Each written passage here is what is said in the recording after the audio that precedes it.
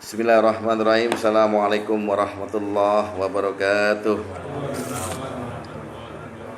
Alhamdulillah nahmaduhu wa nasta'inuhu wa nastaghfiruh wa na'udzu billahi min shururi anfusina wa sayyiati a'malina. May yahdihillahu fahuwal muhtad wa may yudlil falan tajid lahu waliyyan mursyida. Asyhadu an la ilaha illallah wahdahu la syarika lah wa asyhadu anna Muhammadan abduhu wa rasuluhu la nabiyya ba'da. Allahumma wassalli wa sallim wa barik ala Muhammadin wa ala alihi washabihi wa mawalah la haula wa la quwata illa billah. Amma ba'du, fa ya ibadallah usikum wa nafsi bittaqwallah wa ta'atihi la'alakum turhamun. Ma'asyiral muslimin wa sultanul mu'minin rahimakumullah. Kita masuk awal bulan Dzulqa'dah. Merupakan satu dari 4 bulan haram yang Allah sebut dalam Quran. Bulan haram itu Dzulqa'dah, Dzulhijjah, Muharram, dan yang satu jauh di bulan Rajab.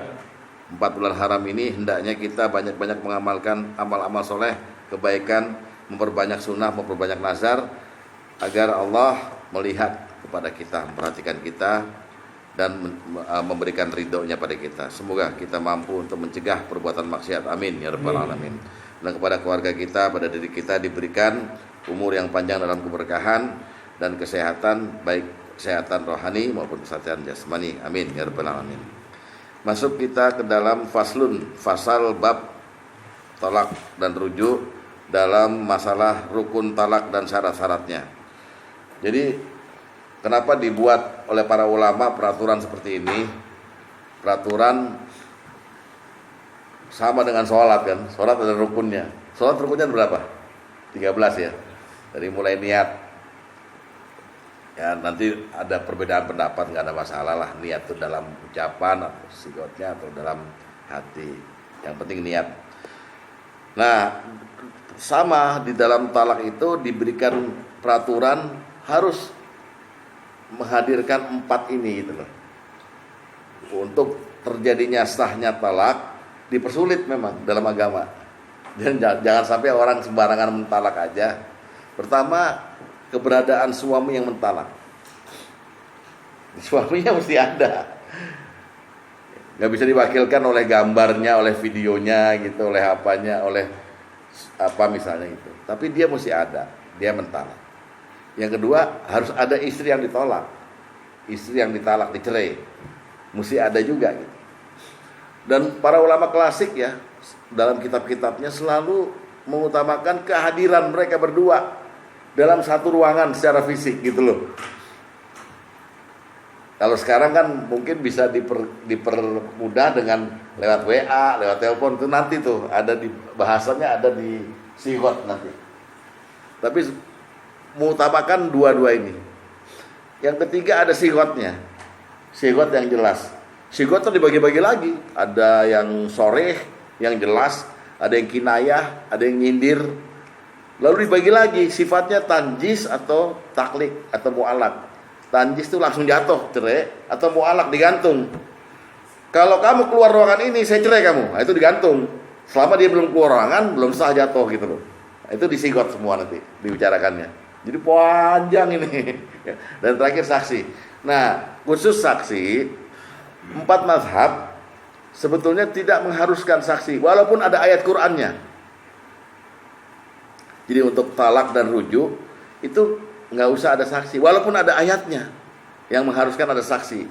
Justru yang mewajibkan ada saksi dalam rukun, makanya ini khilafiyah saya sebut nih yang saksi ini adalah mazhab Syiah Imamiyah, justru mewajibkan adanya saksi, nggak boleh tidak.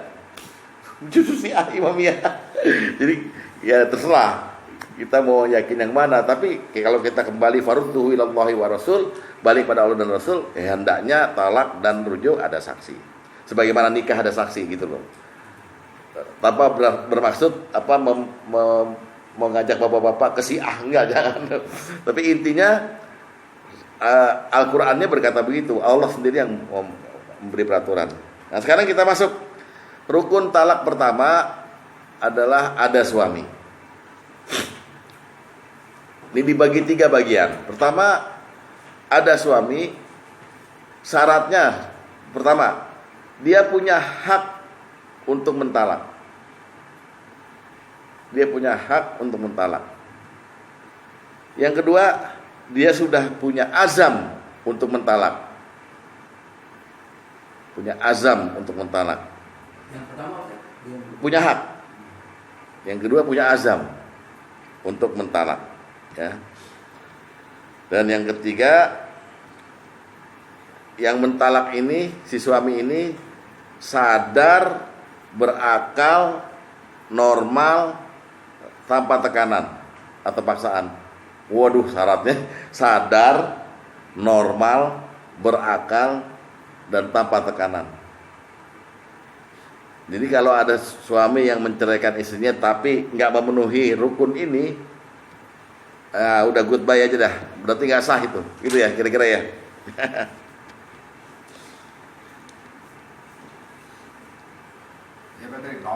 Ya, sadar, normal, berakal, dan tanpa paksaan, tanpa tekanan. Jadi suami yang mentalak tapi di belakangnya ada pistol, itu talaknya nggak sah.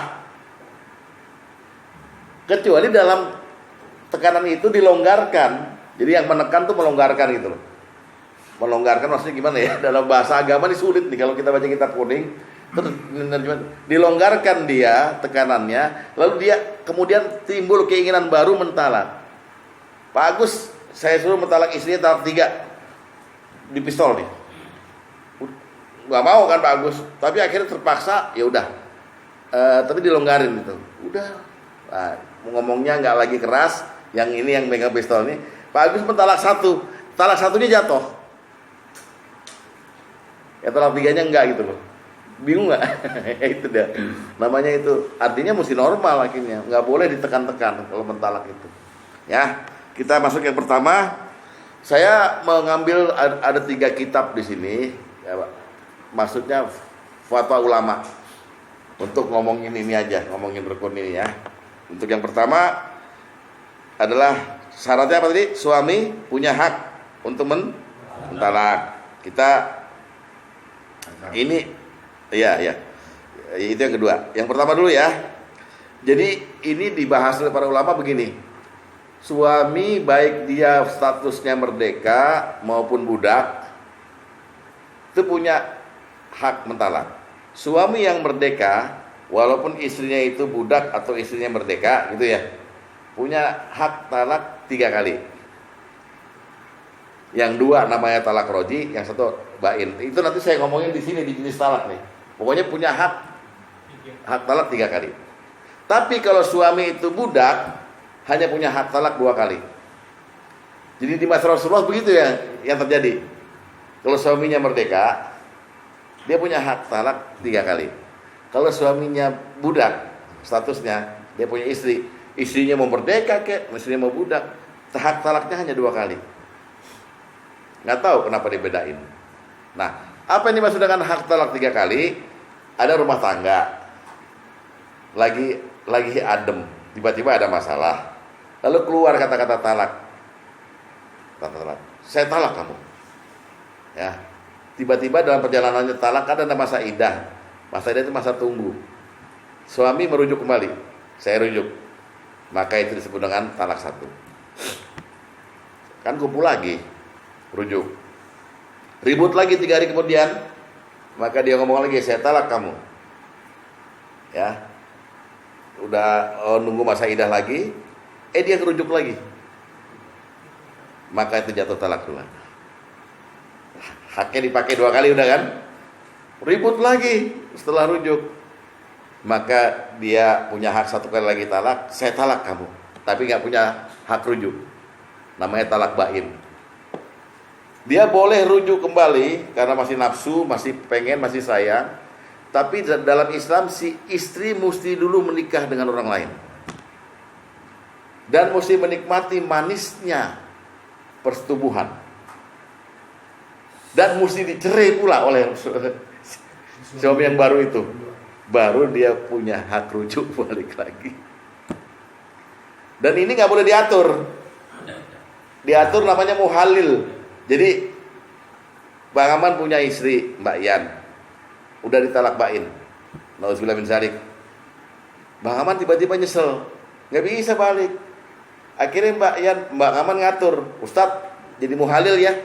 Muhalil tuh Ustadz nikah sama Mbak Ian, tapi jangan dipegang. Ntar sore ceraiin, nggak boleh, haram itu. Nah itu namanya hak talak merujuk. Paham sampai sini ya? Paham. Jadi sebetulnya hak talaknya cuma 2 kali, jangan sampai kejeblos ketiga.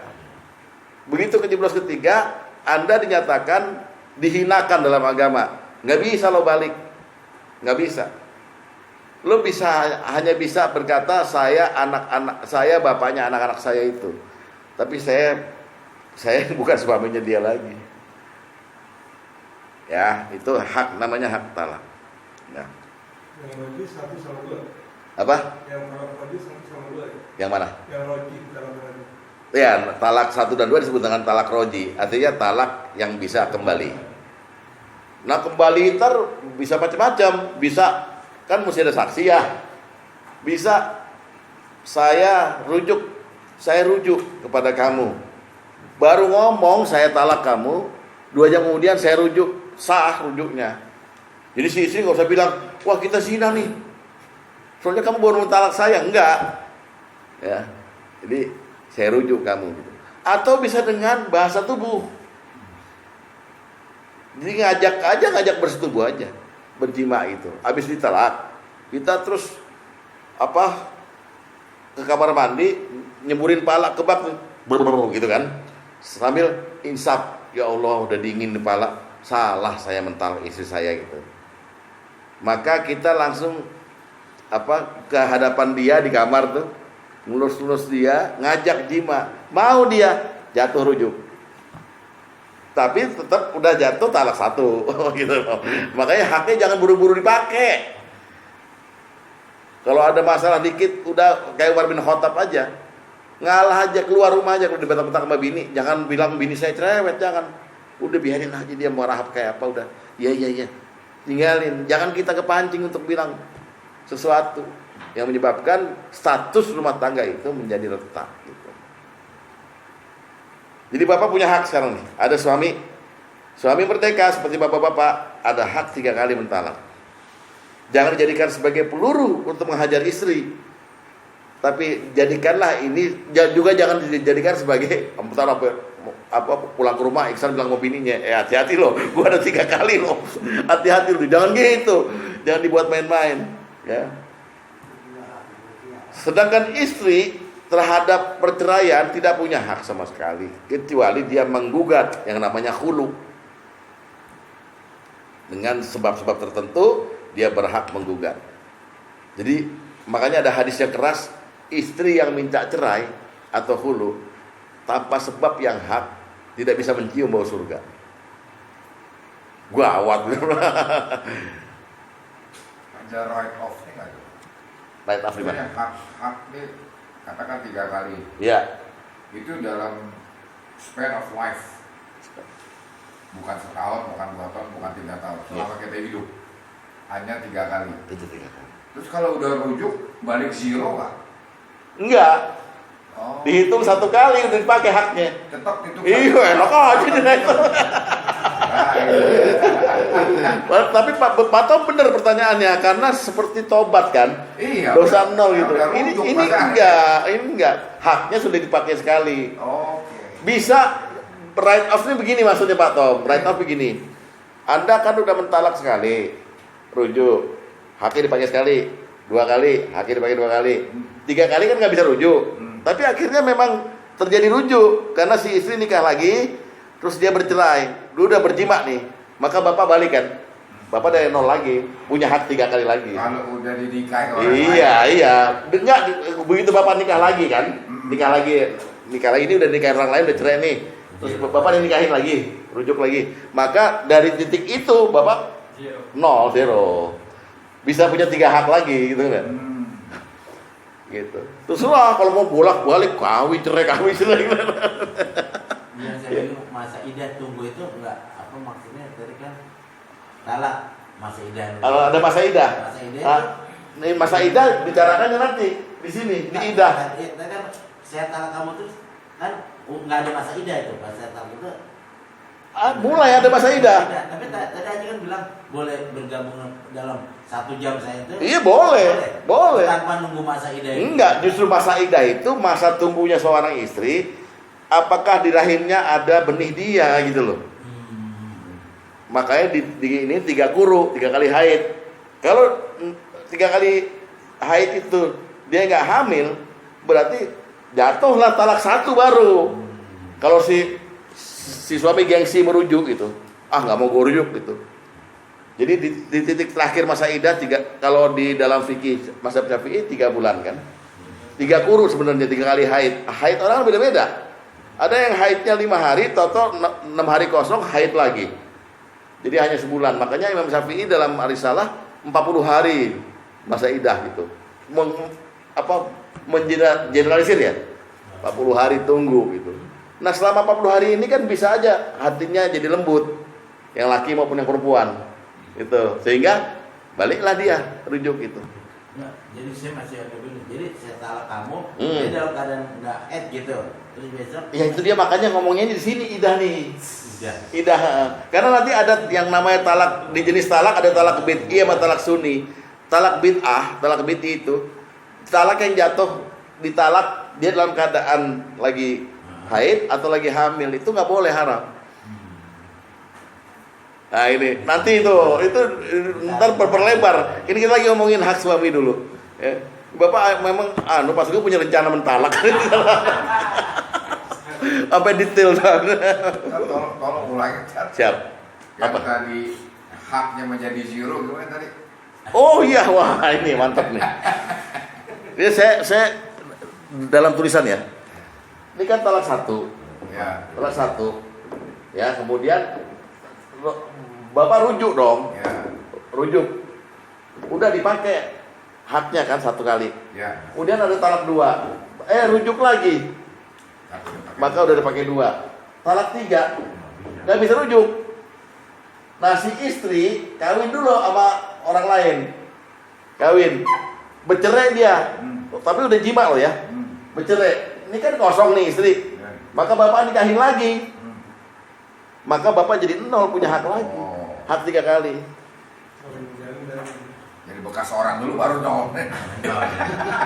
Orang itu juga bekas lo. Iya nggak, orang yang ngawinin istri kan bekas dia. Lu nggak mau bekas orang, jadi pakai bekas ente kan? Enggak, kan mesti dia nikah dulu merasakan nikmatnya. Iya, iya. Kemudian dia bercerai. Iya, orang yang nikah itu kan bekas ente juga.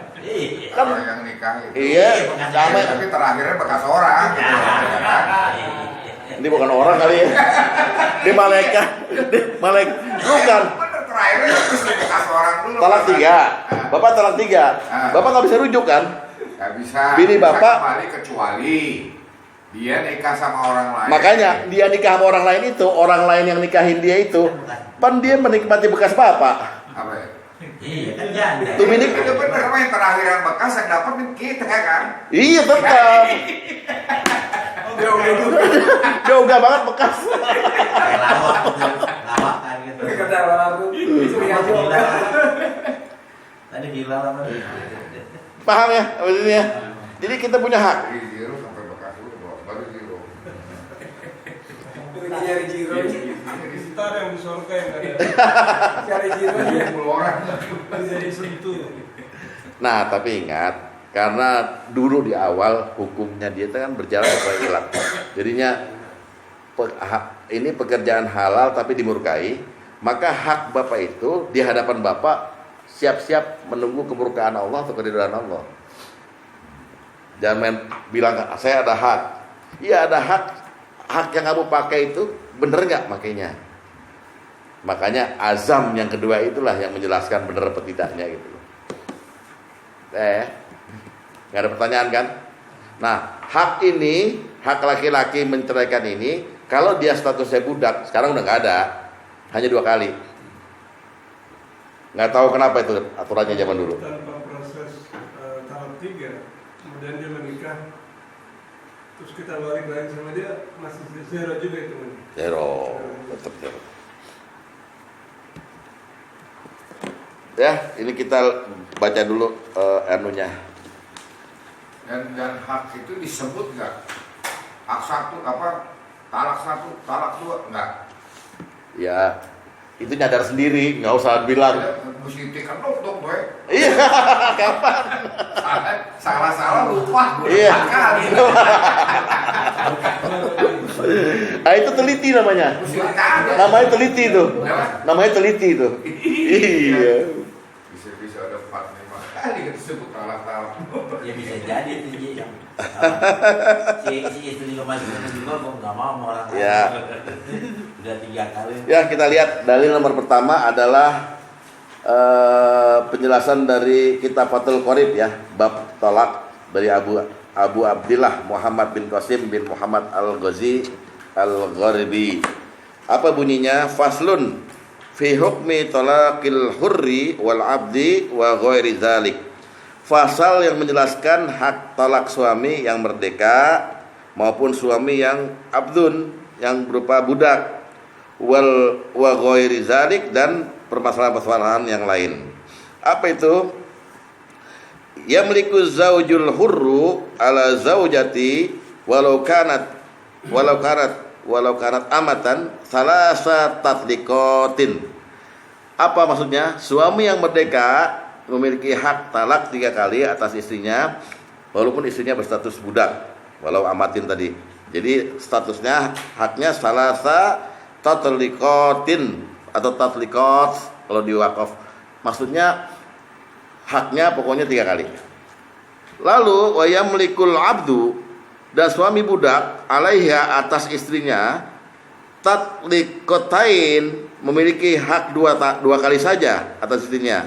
Faqat khurratan ya kanat zaujatu au amah, baik istrinya berstatus budak, merdeka maupun budak. Terakhir dia bilang wal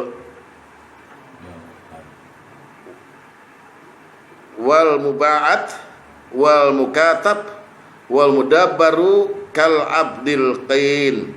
Baik budak muba'at, mukatab, dan budak mudabar sama dengan budak yang murni. Jadi gini ya, ini nih sebetulnya di luar konteks ya, tapi beliau berkata gini karena ada budak yang namanya ummul walad, nggak disebut, hanya mukatab. Dulu pernah kita ngomongin ya di bab zakat. Mukatab, mudabar, muabad itu budak-budak yang murni. Kalau budak yang sering di zaman Rasulullah itu ada budak yang ada hak si majikannya untuk berjima dengan budak itu, tapi ditasari itu saya nikahkan kamu dengan diri saya, gitu loh. Jadi kalau nikahnya seorang majikan dengan budaknya itu tidak perlu menggunakan saksi dan wali, namanya tasari. Rasulullah juga menikahi siapa orang dari Koptik dari Mesir tuh, Maria Kiptiyah, seperti itu. Pokoknya beliau bergaul. Nah, tapi budak yang statusnya seperti ini, yang ditasari, yang dijima ini, namanya ummul walad. Ummul walad itu kalau dia hamil dari jima dengan majikannya, melahirkan anaknya, seketika anaknya lahir dia merdeka, dia nggak jadi budak lagi. Jadi dia membayar keperdekaannya dengan jima. Terus sekarang nggak ada, jangan ngimpi loh sama pembantu, main batu aja, jangan, nggak boleh. Pembantu di rumah, ayo kamu nggak jadi pembantu lagi setelah saya jima, nggak boleh ya. Ngambil yang cakep lagi, ya nggak boleh itu. Nah, nggak ada. Tapi hukum itu berlaku kalau kemudian kita ada perang, ya, perang jihad fisabilillah. Lalu kita ada tawanan, betul, tawanan. Kayaknya udah persiapan. Pas banget tuh Iskandar. Nah ya, yang kedua azam. Yang ini nggak ada pertanyaan kan?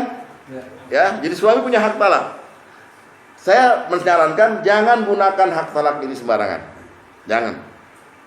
Istri mau salahnya kayak apa, jangan dulu deh. Ya, kan kita udah tahu kemarin tuh di sebab-sebab pernikahan kita mesti maklum lah. Kalau zaman dulu kita nggak tahu, sekarang udah tahu hukum-hukum. Iya. Gimana Sat untuk maksudnya zaman dulu pernah Bapak bilang, gue cerai lo gitu. Iya, misalnya kayak gitu. Misalnya kayak gitu. Sekarang kan baru tahu nih. Iya, pertama bertobat. Iya. Yang kedua ngomong sama istri, dilus-lus istrinya. Mah, yang dulu-dulu saya pernah bilang sesuatu yang kasar-kasar, lupakan saja, saya udah minta Dia minta maaf juga. Jadi itu nggak berlaku. Maafin udah. Oh, ya. Udah. Bukan kayak Pak Tom nggak bisa ngitung lagi dia tiap minggu dia. Gue suruh pergi lo dari sini. Karena nanti sigotnya itu ada yang kinayah, ada yang kita sebetulnya niatnya nggak menceraikan, tapi kita keluar begini. Udah lo balik lagi ke orang tua lo. Nah, itu cerai apa bukan? Tergantung niatnya. Itu namanya kinayah. Jatuh sah talaknya tergantung niatnya. Kalau yang sorry jelas. Nah, dia bilang sama istri langsung anti tolikun. Kamu saya talak. Kamu tertolak. Beres sudah. Sejak itu. Tapi kalau yang kinayah kan sulit kan? Ya kan? Jangan macem-macem sama gue. Banyak 1000 cewek nunggu gue. Lu nggak ada apa-apanya. Nah, itu termasuk kinayah. Termasuk juga ada niat apa enggak dia sebenarnya untuk membuang istrinya itu. Hati-hati Pak bicara dengan istri. Ya. Kalau Ustaz udah tahu lama ilmu ini, jadi tenang aja mau bini. Lu mau ngoceh apa sih? Ya udah mau beli apa sih? Ya nah. Asal jangan kita keluar. Ancaman. Ya, ancaman. Tapi itu kalau disertai dengan niat. Iya. Ya, makanya di Bank Indonesia mah banyak kumbang ya kan apa-apa gitu. Kalau di mana sih? Gua pulang ke orang tua, dia udah nggak punya orang tua. Lu mau pulang kemana orang tua udah kayak? Iya, ya. Itu ya makanya saya kadang-kadang terhadap orang non muslim ini kalau dia menghasilkan karya-karya yang sejalan dengan Islam itu saya cukup hormat. Bang Rinto Harahap itu kan Kristen. Tapi dia kan ngarang lagu itu. Lihatlah tanda apa? Bekas gambar tanganmu. Terus pulangkan saja.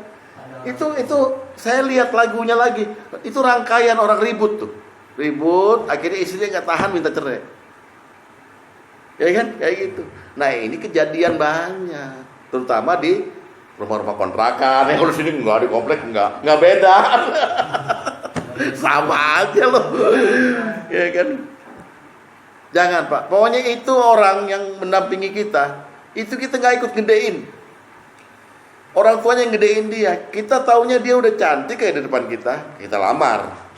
Nah kita terus waktu bilang kubil tuh nikah, wataswijah linafsi bil mahril mazkur, saya terima nikahnya. Itu kita bilang sama dia sebelumnya sama bapaknya dan kepada Allah.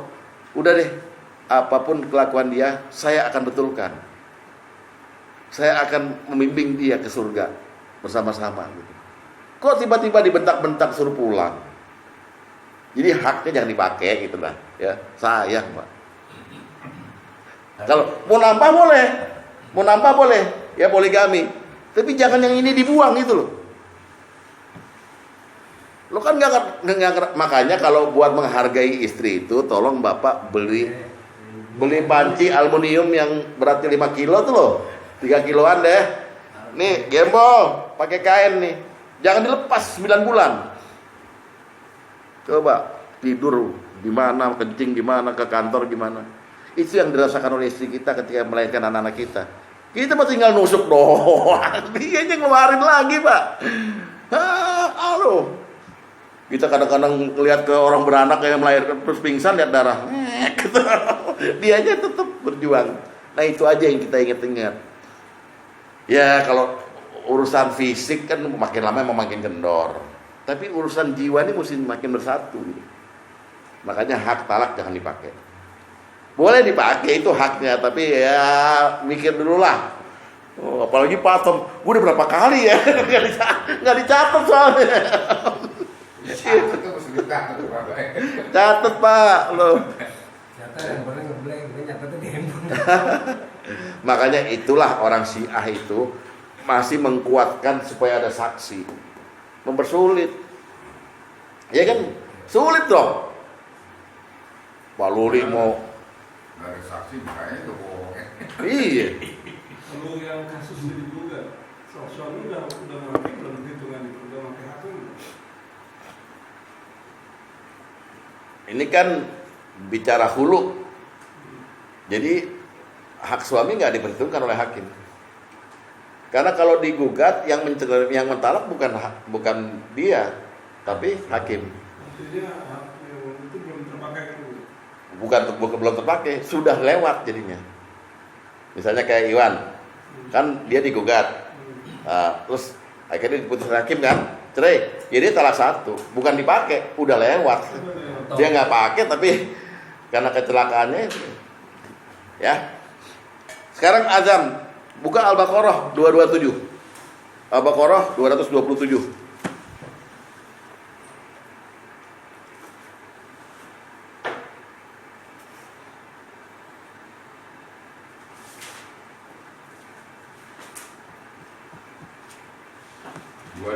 Iya, 227 ya.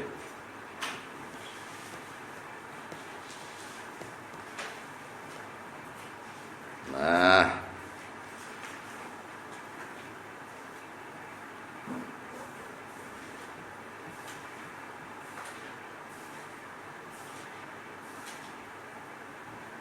dibacakan dulu oleh Pak Agus Arabnya, kemudian nanti terjemahannya kita sama-sama.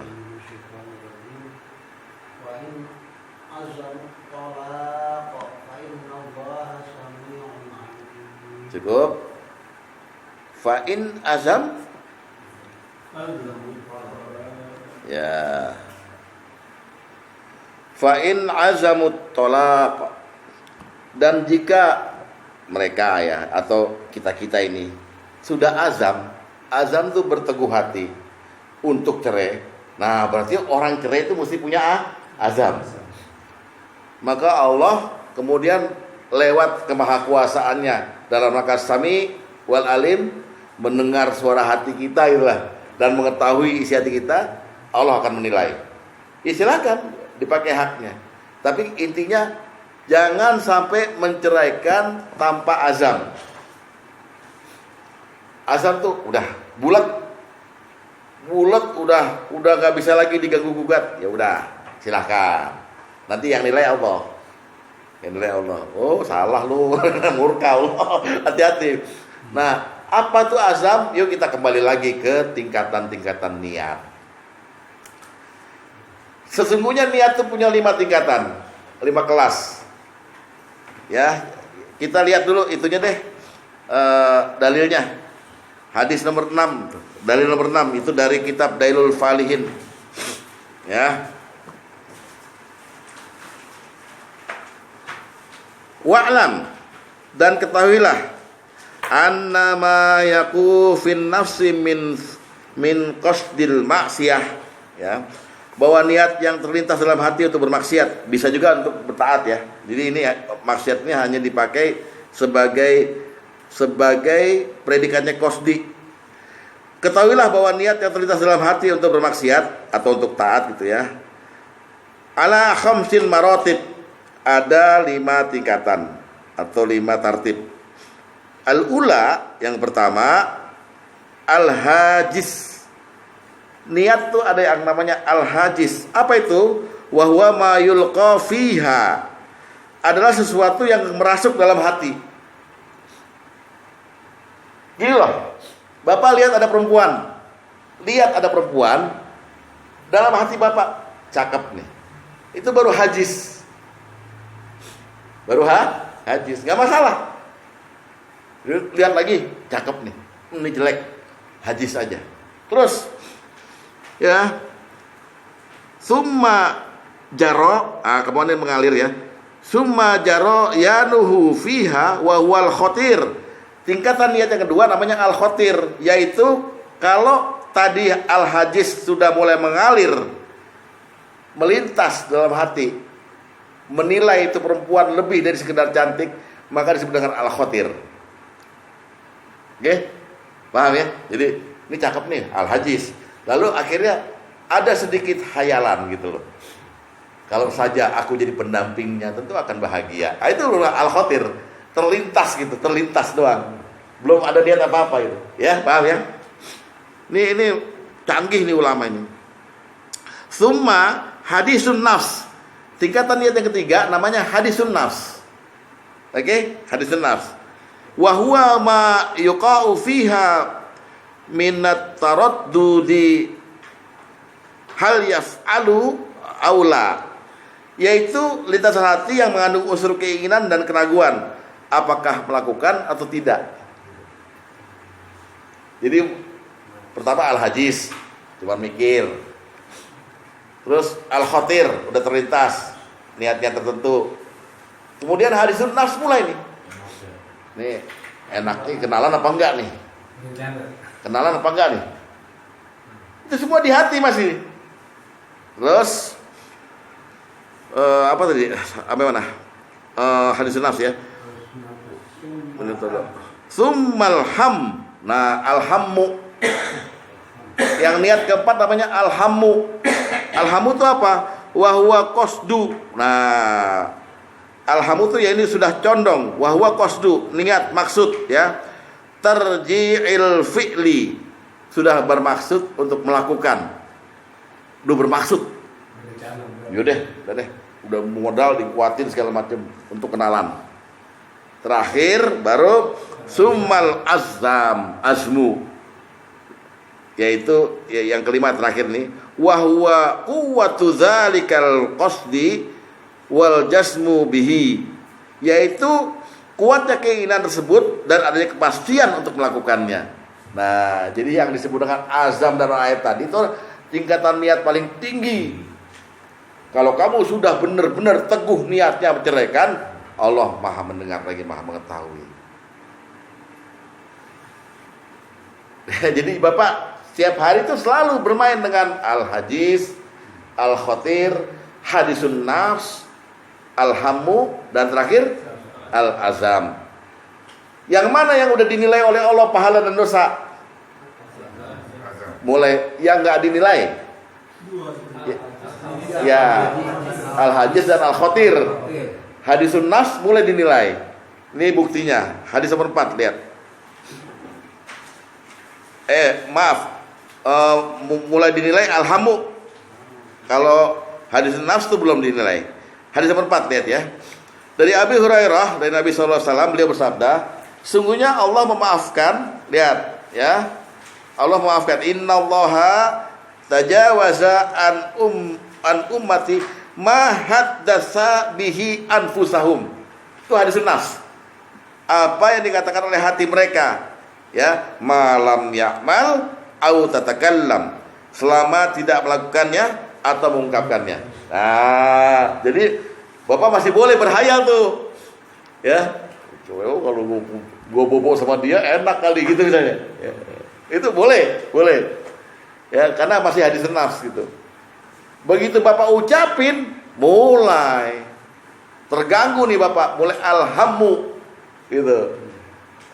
Lihat yang alhammu, lihat hadis nomor ke-8, lihat. Ya, dari Ibnu Abbas radhiyallahu anhu, dari Rasulullah sallallahu alaihi wasallam, sebagaimana beliau riwayatkan dari Rabbnya yang Maha Suci dan Maha Tinggi. Sesungguhnya Allah telah menetapkan kebaikan dan keburukan. Ya kan? Kemudian berfirman menjelaskan hal tersebut. Ya, apa firmannya?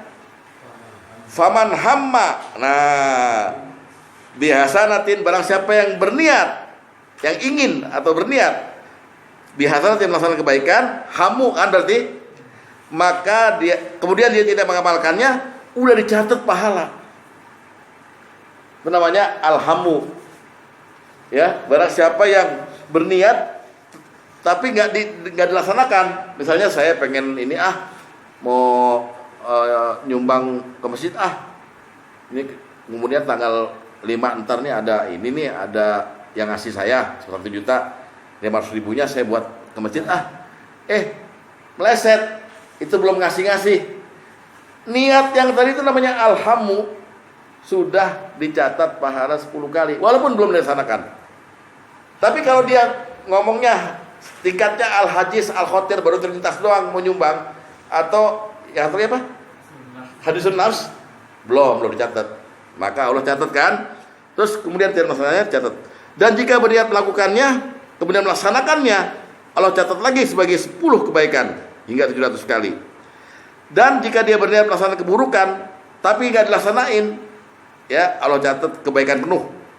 Sedangkan jika berniat untuk kejahatan tapi melaksanakannya, maka Allah catat sebagai 1 keburukan. Jadi alhammu ini udah gawat nih. Contohnya Nabi Yusuf aja deh. Nabi Yusuf itu kan dikatakan gini, si perempuan wahammat bihi, sudah kepengen niat berjima dengan Yusuf, wahammat biha, dan Yusuf pun juga udah punya alhamu, pengen juga gitu.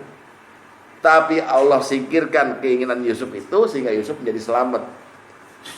Tapi kejadian bahwa Yusuf itu sudah alhamu. Buka suratnya, Yusuf ayat 23. Yusuf ayat 23.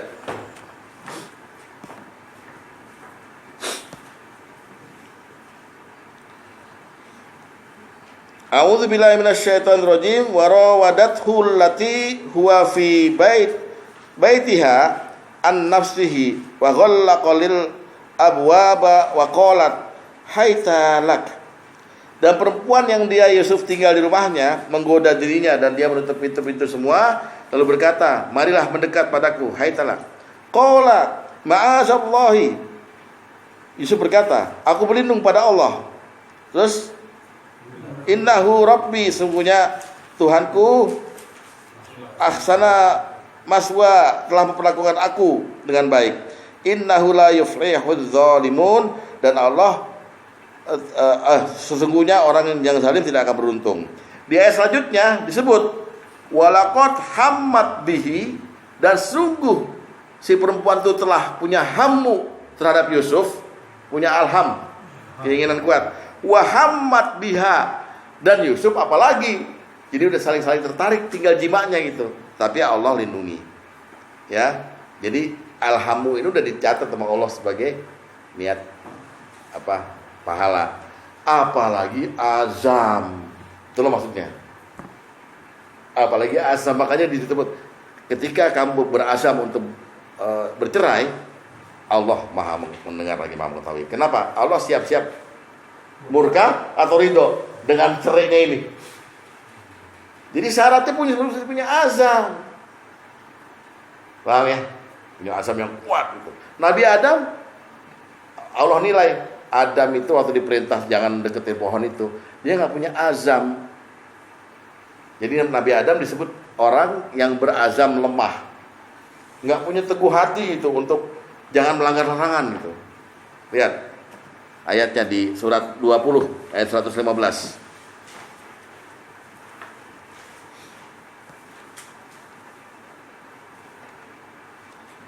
Surat 20 ayat 115. Walaqad ahidna, terus ila adama min qablu fanasiya walam yajid lahu azma. Dan sungguh telah kami bersama pada Adam dulu, tapi dia lupa, dan kami tidak dapati azam yang kuat pada diri Adam. Nah, diperingatkan pada laki-laki, ayo kalau mau cerai jangan tanggung-tanggung, azam. Nah, tapi azam ini azam yang benar.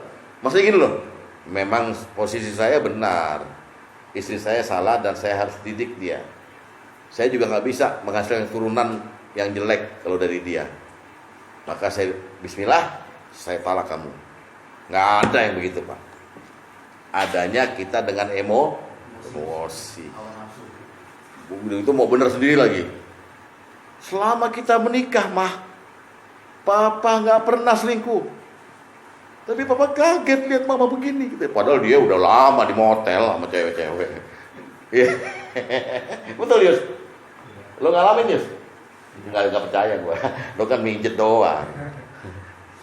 Iya, lagi marah-marah gimana bilang bismillah. Bismillah gue tahu orang marah. Apalagi nyasar. Jadi azam nih Pak Tong, azam nih nggak main-main. Tapi dia keinginan yang kuat, yang Allah nilai kemudian. Apakah perceraiannya itu Allah murkai atau Allah ridhoi? Tapi itu menjadi rukun. Harus ada azam, baru disebut dengan talak. Beneran gitu loh. Berani nggak loh pakai azam? Ini kadang-kadang soalnya makanya nggak pakai azam, hanya pakai al-khotir gitu ya, diucapkan gitu doang. Itu dampaknya akhirnya dua keluarga besar jadi pisah, musuh. Kalau pakai azam enggak, Pak. malah maklum. Ya udah, nanti hari libur nanti papa jemput ya, anak-anak nih, karena udah bercerai gitu. Lancar aja ketemu sama mertua, bu, gimana bu? Malah si mertuanya bilang, udah kamu ini lu balik lagi sama anak saya kayak gitu. Jadi seakan-akan masih sayang semuanya gitu. Kalau pakai azam, karena dia benar gitu. Nah yang bisa pakai azam ini para ustadz, para kiai yang udah ngerti ilmunya cerai. Bapak-bapak kan nafsu. Hah? Iya tapi nggak mau. Karena masih legit sih. Legit. Nah, khusus mengenai azam ini, marilah kita dengarkan fatwa dari Ibnul Qayyim Al-Jauziyah dalam kitab Thariqul Hijratain. Dalil nomor 5. Ya. Apa? Bisa lagi tuh banyak. Iya, banyak. Dodol kali. Lihat ya. Qaidatus syariah. Kaidah syariah menunjukkan anal asmat tamma izak tarona bihi ma yumakkanu min fi'li. Sesungguhnya sebuah azam yang sempurna atau tamma itu tadi, jika diiringi dengan amal atau dengan amal bil fi'li ya, au muqaddimatil fi'li atau awalan dari sebuah amal, tazala sahibuhu fis sawab, bagi pelakunya akan diberi pahala, ya kan? Pahala fisawab wal iqabi manzilatal fa'ilit tamma, seperti pahala orang yang mengerjakannya dengan sempurna. Contohnya nih, annal musalliya iza ja'a, jika ada seorang pergi ke masjid ya, fa wajadan nasa qad shallau, lalu ternyata jemaah sudah selesai salat, a'tahullahu misla ajri man shallaha, Allah akan memberikan dia pahala sempurna seperti pahalanya orang-orang yang telah selesai salat berjamaah. Jadi azam itu begitu. Azam itu begitu dia tegakkan azam itu langsung diberi pahala. Ya, jadi Bapak sekarang belajar nih, bukan hanya untuk cerai. Azam untuk apa aja? Saya azam baca Quran. Berazam. Tambahin nazar, sempurna. Sempurna iman Bapak. Gitu ya. Maksudnya azamnya walaupun berkali-kali diberikan masukan, tapi tetap dia tetap enggak bisa. Saya nggak sanggup lagi. Bisa begitu. Bisa gitu. Itu azam begitu juga. Artinya begini, artinya memang dia betul-betul yakin posisi dia benar. Dan dia kan juga Al-Quran juga melarang agar kita jangan sampai punya keturunan dari orang yang tidak baik-baik gitu. Untuk menghindari itu di alasannya. Bukan karena kita kan sekarang kan melo Pak, orang aku dihianati, aku enggak begitu. Tapi intinya dia memang tahu Pak bahwa ini harus terjadi. Perceraian harus terjadi. Supaya saya hidup tenang dan bahagia, dia pun hidup tenang dan bahagia. Terserah gitu. Tapi itu nggak harus, artinya yang bersangkutan yang mengetahui yang punya azam sebenarnya. Iya. Harus dibuktikan. Nggak usah. Dia tahu. Iya. Yang di output hanya saya talak, itu aja outputnya. Itu kan. Ini syarat apa ya? Syarat hatinya dia gitu. Betul. Ya, oke. Syarat hati yang dilihat oleh Allah. Innallaha samiul alim. Allah Maha mendengar lagi Maha mengetahui. Ini bener nggak ditalaknya kan gitu. Ya. Ya. Dalam rangka begitu jatuh, maka Allah langsung bilang saya murka atau saya ridho. Itu aja kan sebetulnya diperlukan. Enggak ada keterpautan dari tim mediasi untuk mengetahui bahwa dia berazam atau tidak. Oh nggak ada itu urusannya. Tapi rukunnya. Dia itu yang benar lu masih nggak perlu kan? Tapi dia boleh menerangkan. Kalau dia mau menerangkan, dia boleh menerangkan. Oh, iya. Boleh iya. ya. Boleh menerangkan. Tapi tidak wajib. Azam atau tidak azamnya tidak harus dengan proses klarifikasi kan. Azam tidak tuntut diklarifikasi. Ya. Tapi sebagai modal dari si pelaku di hadapan Allah supaya dia menceraikannya mulus gitu loh. Allah ridho. Kan Bapak ngapain Bapak menceraikan tapi Allah murka? Ngapain? Nah, yang bisa membuat Allah ridho itu azamnya itu tadi. Paham ya? Ada lagi yang mau tanya? Berapa azam ini terakhir nih nanti kita. Ada sigot.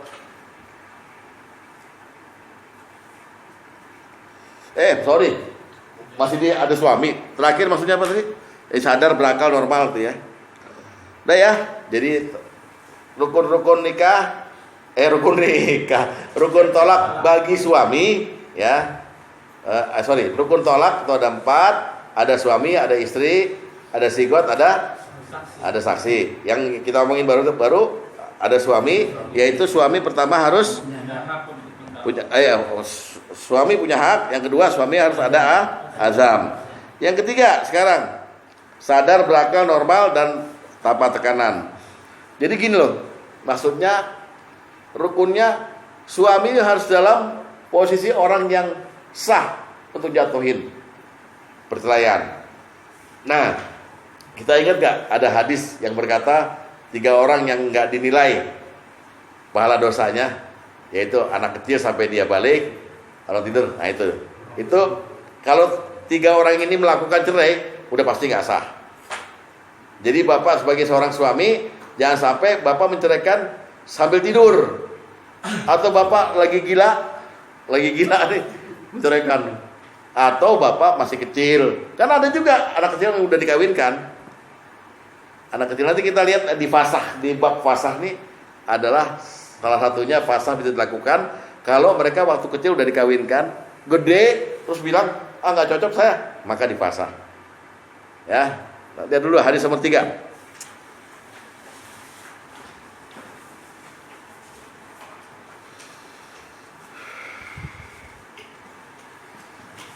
Rufi'al kalamu an salasatin. Diangkat pena dari 3 golongan. Pertama, anil majnuni hatta yafiq, dari orang gila sampai dia sadar. Wa anin naimi hatta yastayqiz, dari orang tidur sampai dia bangun. Wa anis sabi hatta yahtalim, dari anak kecil sampai dia mimpi. Yahtalim itu mimpi sebenarnya, sampai dia balik. Jadi 3 orang ini kalau berstatus sebagai suami nggak sah menceraikan. Artinya dia tidak sadar, tidak berakal, dan tidak normal. Oke, paham ya? Tidak sadar, tidak berakal, tidak normal. Sudah sadar, sudah berakal, sudah normal sekarang. Tidak boleh dia mentalak dalam keadaan marah. Dan juga boleh dia mentalak dalam keadaan hilang akal. Hilang akal itu bisa mabok, bisa segala macam. Hadis nomor 7.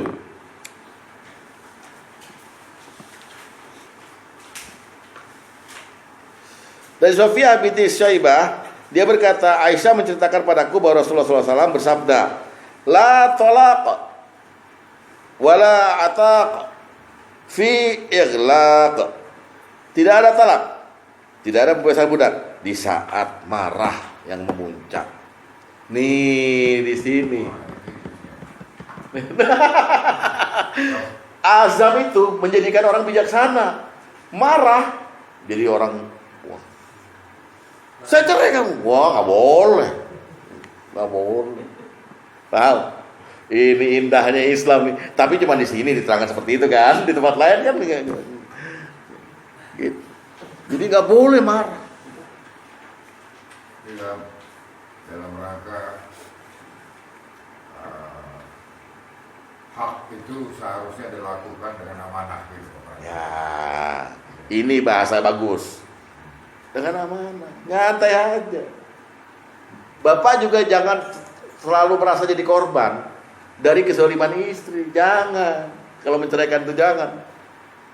Saya udah setia, banting tulang, ya kan? Pala jadi kaki jadi pala.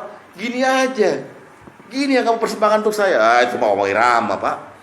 Nggak usah begitu-gitu amat, nyantai aja. Bijaksana, berazam gitu. Pakai dalil menceraikannya. Mengajar, Hah? mengajar menyerai. Iya, Pak ya. Terus hadis nomor 2. Dari Ikrimah bin Khalid Al-Mahzumi dari Abu Hurairah, dia berkata, Rasulullah SAW bersabda, ya, apa sabdanya dia? Kullu tolaqin jaizun, setiap talak itu berlaku, illa kecuali tolakul ma'tuhil maghlubi ala aqlihi, jadi orang yang kehilangan akalnya atau akalnya bebas berkeliaran tanpa dibimbing oleh apa? Rasa iman, mabok atau marah yang memuncak kayak gitu-gitulah, nggak boleh. Mabok apalagi, Yus? Main surupan. Maksudnya nggak boleh kan? Surupan juga bisa kan? Nggak sah, Oh nggak salah. nggak sah. Jadi makanya judulnya harus apa, sadar, berakal dan normal. Kalau Anda mabok nggak bisa, Anda marah nggak sah. Paham ya? Bukan nggak jadi malu, tapi nggak sah. Kalau Iya dong. Jadi ini jangan dikasih tahu istri, soalnya istri ntar bilang kalau kita lagi marah-marah nih, saya cerai kamu, sambil marah gitu. Nggak sah, nggak sah, nggak sah. Artinya masih bisa, paham? Gimana kan kalau Apa deh? biasanya kan dalam pasangan tuh ada man atau ada woman. Ya. Ada woman tuh menggunakan magic Ya. Nah, itu Nah, tadi itu. kan. sehingga orang kehilangan akal aja nih, akal Oh. sadar dan normalnya. Hmm. Kayak gitu guna. Dan kerudo ini lama Nah, tertanam di dirinya gitu. Ya. Nah, itu gimana sih? ya itu kan kemarin kita ngomongin Pak di sebab-sebab eksternal, bahwa kita ada kemungkinan disihir, Ya. ya kan? Ya. Atau ada setan yang menguasai diri kita, sehingga kita jadi korban sebetulnya, Ya. jadi korban gitu. Yaitu kalau dikaitkan sama hukum yang sekarang memang ya nggak nyambung ya. Artinya memang itu kejadian kan seketika eksternal gitu. Jadi korban. Untuk itu makanya nanti kita cari solusinya di situ, di apa? Solusi jangan sampai terjadinya talak seperti itu. Solusinya kan ada dua lapis, ngilangin setannya dulu. Iya dong. Kan kita korban jadinya gitu loh. Ngilangin setan. Tapi yang jelas kita talak rukunnya jangan dalam keadaan hilang akal. Sekarang kena yang external factor ini bisa nggak dikategorikan buat dia hilang akal? Bisa, tapi iya. Hilang akal. Iya, iya harusnya nggak sah. Yang cantik kelihatan buruk ya. Oh, iya. Boleh. Iya kan Pak? Iya. Nah, untuk menunggu dia itu menjadi normal, tentunya lah dukun main dukun lagi, ternyata santet lagi biar hilang. Iya, oh. Apa harus menunggu itu? Ya Gimana gitu? enggak juga. Makanya kan kemarin udah dikasih tips kan untuk menghindari itu, ya kita deket-deket sama agama. Akhirnya setannya nggak bisa masuk kan begitu. Kan yang kena-kena begitu kan yang jauh dari agama, Pak. Yang kena-kena santet, kena-kena teluh atau pelet gitu Ya, jauh-jauh. kenapa saya tanyakan apa? Ada rumun ini kan berpengaruh sekali untuk Ya. obsesi si suami orang ini kan dengan segala cara, ya kan? Sehingga suami kehilangan akal sehat, gitu loh maksudnya. Balik kepada yang namanya rukun kita ini gitu loh. Kan bisa terjadi itu kan. Iya. Iya, makanya. Dan at the end of the day kita ketahui bahwa dia dikerjain orang gitu. Nah itu gimana? Ya kalau ED tahu berarti talaknya nggak sah. Artinya kan dia selingkuh sama ini gara-gara dipelet gitu ya. Kalau terus dia ke istrinya yang lama dia bilang saya cerai kamu gitu kan? Ya. Saya cerai kamu. Ya itu jadi nggak sah. Kalau dia memang betul dibuktikan secara ilmiah oleh para ulama bahwa dia terkena itu Dan dia mengakui. gitu. Tapi kalau dia carry away sama itu ya udah. Udah. Jatuh hukum. Jatuh. Maksudnya dia terusin aja udah Iya. mulai gitu. Nah ini saya cuma pengen liatin bahwa talak dalam Islam itu susah. Maksudnya dipersulit kan kita ini.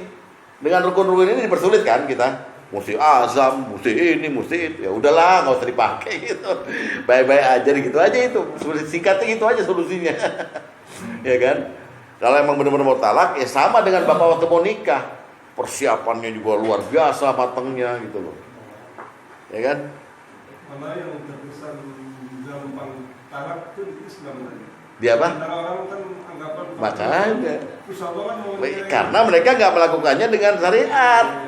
Asal nafsu aja kan, marah gitu langsung talak. Padahal talak dalam keadaan marah itu nggak, kata Rasulullah, nggak sah, nggak jatuh talaknya. Marah, ya kan? Ya paham ya? Nah sekarang kita ikuti keterangan dari seorang ulama yang namanya, yang tadi lagi di kitab Fathul Qorib tadi. Lihat dari nomor 9. Ya. Wa arba'un la yaka'u talaquhum. Ada 4 orang yang tidak bisa jatuh talak. Tidak bisa menjatuhkan talak. As-sabiyyu, anak kecil, wal majnunu, dan orang gila. Terus wa fi ma'nahul mughma alaih, yaitu orang yang sama dengan orang gila adalah orang ayan. Orang berpenyakit apa? Ayan, epilepsi. Kalau pas kumat ayannya lalu dia menceraikan, nggak sah. Tapi kalau lagi dia nggak ayan, sah. Ya orang-orang ayan tuh kan kadang-kadang nggak boleh kena air ya, nggak boleh berenang gitu. Tiba-tiba kumat, terus dia bilang istrinya, saya talak kamu. Dalam keadaan ayan, nggak boleh, nggak sah. Ya. Lalu wan naimu wal mukrah, orang tidur dan orang yang dipaksa menjatuhkan talak, namanya mukroh ya. Ya. Tapi dipaksanya apa? Ai bi ghairi haq, dipaksa tanpa alasan yang benar.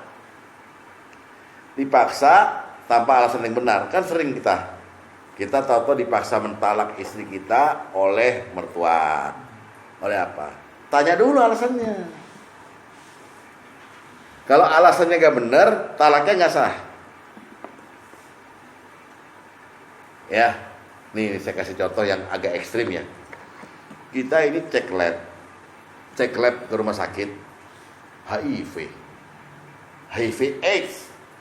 Kita laki-laki gak pernah main sama perempuan lain, karena HIV bisa didapat dari air liur orang yang liver ya, hepatitis. Itu kalau kena kita juga bisa itu. Yang C ya, bukan A dan B. HIV AIDS lagi. Belum pernah kita bersodomi itu. Lalu kita bilang sama istri kita, saya penyakit begini. Istri kita bilang, saya tetap mau jadi istri kamu. Gak apa-apa kita gak jima. Saya mau. Mertua denger. Lalu mertua memaksa kita, maksa. Kita mukroh yang dipaksa gitu. Kira-kira benar nggak alasannya? Mertua? Jatuh talak. Ya udah, kalau gitu saya dipaksa, saya talak kamu. Saya talak, saya azam nih karena permintaan mertua dan karena keadaan diri saya. Alasannya benar, jatuh talak. Tapi kalau nggak ada alasan apa-apa yang hak, kita dipaksa, nggak jatuh talak. Ditodong gitu ya tadi episode, tetap nggak jatuh. Rumah kita kedatangan maling. Malingnya sopan, malingnya tahu agama, malingnya memerkosa bini. Yeah. Tapi kan dia, zina. Gue paksa dulu suaminya menceraikan dulu. Kan gila itu. Ceraikan dia, nanti saya mau sama dia gitu. Dipaksa gitu. Kita ceraikan kayak apa juga nggak sah. Ini maaf ya, agak kolot sih ceritanya. Tapi memang terjadi di mana-mana. Ada orang maksa orang untuk menceraikan. Bahkan membayar gitu loh. Udah nih gue kasih lo uang. Lo ceraiin minum karena dia pengen sama istrinya. Ya, nah ini keadaan dipaksa ini menjadi rukun. Kalau dia dipaksanya dengan alasan yang benar, jatuh. Tapi kalau dipaksanya dia terpaksa, maka nggak akan jatuh, walaupun dia berkali-kali. Ya, jadi kita lihat lagi. Fa in kana bihaqqi waqa'a wa suratu.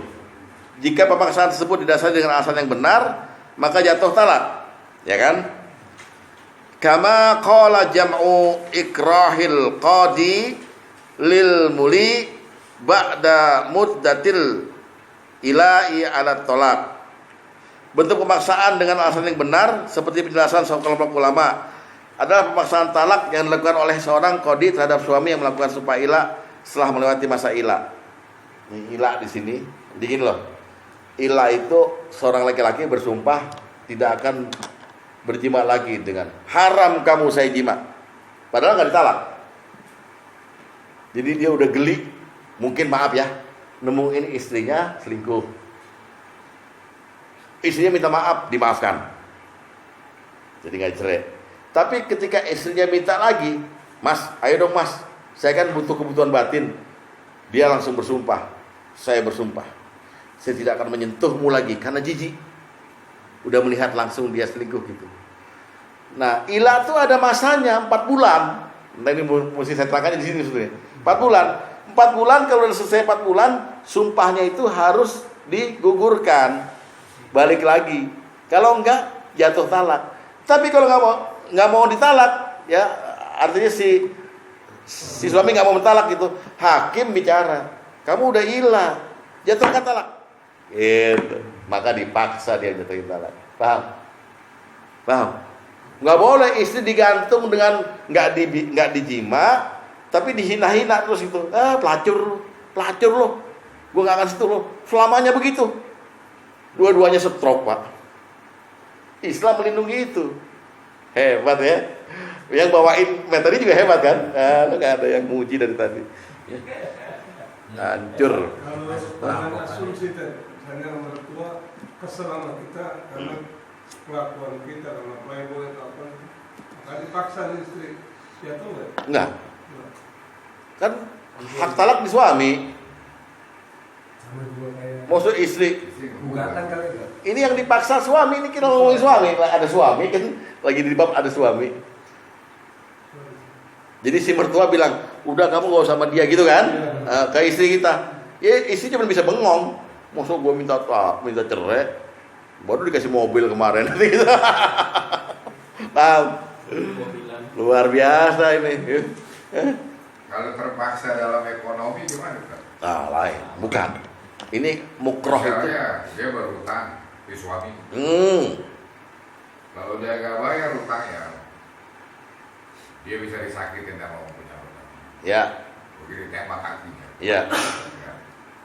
Kalau begitu ada orang yang nawar, lu carain dia sering dengan niat mau kita gue kawin gini. Ya. Jatuh nggak tahu. Kita lihat ya, yang selanjutnya. Wa syartul ikrahi, syarat paksaan ya. Qudratul mukrahi adalah kemampuan al-mukrih, orang yang memaksa. Ala tahqiqi ma haddada bihil mukrahu bi wilayah. Syaratnya pemaksaan adalah kemampuan orang yang memaksa untuk membuktikan bahwa dia benar akan melakukan nembak itu. Benar gitu. Jadi si yang dipaksa yakin, wah kalau gue nggak mentalak istri saya, ditembak beneran. Karena pistolnya udah berasap gitu loh. Udah krek gitu. Ini dibilang sama ulama nih begini nih. Syaratnya pertama bahwa si mukroh yang dipaksa yakin bahwa al-ikrah yang memaksa bisa membuktikan ancamannya. Serius ya. Jadi dia udah dalam tekanan. Dipaksa pula, ditekan pula kan itu dengan pistol. Terus lihat lagi dulu. Ntar baru saya jawab. Wa ta'luba wa ajzul mukrah, lemahnya al-mukrah atau yang dipaksa, andaf'il mukrahi biharabin minhu. Ya. Lemahnya mukrah untuk melawan atau menghentikan orang yang memaksa, nih adalah dengan lari darinya, minta tolong pada orang yang bisa menyelamatkan atau cara-cara sejenisnya. Jadi masih bisa menghindar jangan mentalak dengan lari kan gitu ya, dengan lari. Artinya kalau dia udah lari kan nggak terjadi talak, jadi talaknya sah apa enggak udah nggak terjadi talak. Terus dan al-mukrah wa zannahu annahu in imtana'a mimma ukriha alaihi fi'la ma khawafahu bihi. Dan mukroh mempunyai dugaan bahwa sesungguhnya jika dia tidak mau melakukan apa yang dipaksakan padanya, maka orang yang memaksa akan membuktikan ancamannya. Ini tadi ya. Terus pemaksaan bisa hasil dengan ancaman pukulan keras, penjara, merusakan harta atau sesamanya, atau pistol tadi kan gitu ya. Nah, udah. Jadi jatuh nggak jatuh kalau dia dipaksa gitu. Artinya lo cerai deh, ini pistol. Karena pistol itu adalah tadi itu. Si ikrah bisa membuktikan ancamannya. Jadi nggak sekedar bluffing. Malah dia gini dulu, dor, atau ke kakinya, dor, udah, talak aja. Saya talak istri saya, tapi nggak jatuh. Dia bisa jatuh talak kalau sebetulnya si mukroh ini bilang begini, saya nyuruh kamu untuk mentalak binimu dengan talak 3 sekalian. Terus diginin pistol gitu. Tapi si yang memaksa itu dia makin bersahabat Pak gitu, nggak marah lagi. Udah kamu talak aja. Udahlah, daripada kamu mati. Nah ini kan makin ini nggak marah-marah lagi. Lalu dia mentalak, bukan talak 3, hanya talak 1. Saya talak 1-nya jatuh. Nah itu ini para ulama nggak tahu kenapa merumuskan seperti itu. Tapi intinya pokoknya talak dengan paksaan atau tekanan tidak akan jatuh, terkecuali ada keinginan dari si yang dipaksa itu, sekalian aja emang gue pengen nalak tadinya gitu, ditekan gini malah tambah didukung gitu, ya udah saya talak, jatuh gitu, karena dia nggak dipaksa sebetulnya, ada korinah. Ini lihat nih, ketika al-mukroh nampak ada korinah bahwa dia melakukan dengan keinginan sendiri, dengan contoh semisal seorang dipaksa menjatuhkan talak 3, namun kemudian dia menjatuhkan talak 1, maka talak yang dilakukan adalah sah. Jadi hati-hati juga Bapak. Sebetulnya Bapak memang pengen mentalak, tiba-tiba ada orang yang memaksa Bapak dengan ancaman, "Weh, kebetulan nih." Ngakunya dipaksa padahal pengen sendiri gitu loh. Tapi intinya pokoknya seorang suami harus normal mentalak. Tidak dalam keadaan dipaksa, tidak dalam keadaan tidur, atau dia masih kecil, atau dia gila, hilang akal. Dah, sampai sini. Demikian, semoga manfaatnya. Kita lanjutkan lagi rukun-rukun yang lain. Ada istri dan sebagainya. Insya Allah Jumat depan. Usikum nafsi bitaqallah. Assalamualaikum warahmatullahi wabarakatuh.